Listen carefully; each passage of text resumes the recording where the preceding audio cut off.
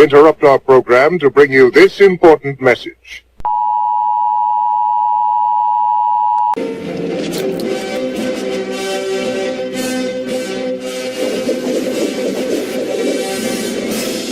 Say, Jim, whoa! Excuse me. That's a bad outfit. Whoa! Okay, President, remove these people.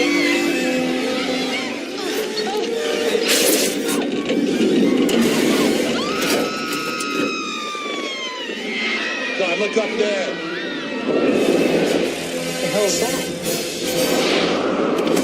Easy, miss. I've got you. You've got me. Who's got you?